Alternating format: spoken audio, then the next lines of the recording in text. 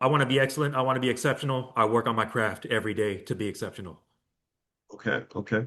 And so, in terms of the market, what stocks are kind of your favorites to kind of play around with when you're making your money? In terms of options, the go-tos are NVIDIA, Palantir, SoFi's up there, Meta's up there.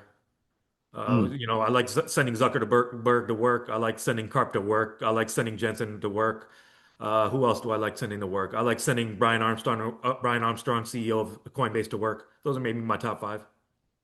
So, how do you balance between generating income from options versus long-term investing? Just money that's just invested, that's just not doing anything except sitting there.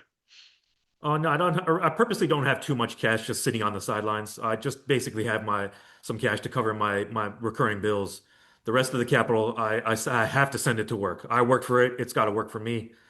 So but in terms of the options, I do take a certain percentage of the premiums I receive and build out my long-term positions every week. Okay, long-term position. That's what I mean, I guess, in terms of stock, like not cash. I mean stock that you actually have that's just growing. How did that do last year, and what is your perspective on that in terms of your favorite long-term investments outside of options? Some of my favorite long-term investments are Microsoft, the S&P, Bitcoin, and Nvidia. So I've got the mindset of Buffett. The longer I hold these tickers, the safer they are. Okay. Okay. So, given that the market went down 400 points today, do you have a different perspective on, your long-term investments? Is there kind of a different move you're making over there? Yeah. If certain tickers hit certain prices, I will jump in heavy. Okay. Okay. Yeah. Yeah. Well, I feel like today is a good day. I think that, well, it's a good day in terms of long-term investing because good quality companies got hit with the Trump announcement. But it could be a bad day long-term for the economy just uh, when you're messing with Fed independence, that's one of the reasons U.S. market valuations are so high is people can always they always know like what's the difference in the U.S. and China. China, they tell the Fed what to do. Their version of the Fed. The U.S. has always had independence, which is why a lot of people would invest here over China. But if you're acting just like China, then I think a lot of people would say, well, why don't I just put my money over there?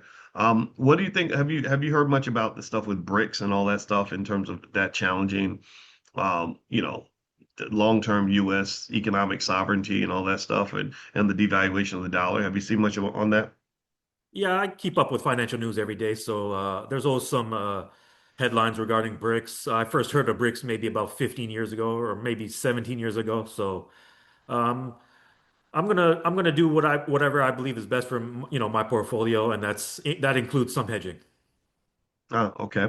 Well, let me ask you this. So let's talk about the journey and by the way, Errol's going to be we're doing the A, B, and C digital soon with the digital version of the All Black National Convention. Errol's going to be one of the speakers. He also teaches an options class in the Black Business School, and I'll share links with that. If you want me to text you the link, text the word morning to the number 87948, and I'll send you the link to both of those things. So let's talk about like so let's say someone's watching and they're saying, wow, this is really great. I love this. I like the idea of being locked in and free to do what you want to do and generating income, having these people work for you. What's like that first step that a person can take?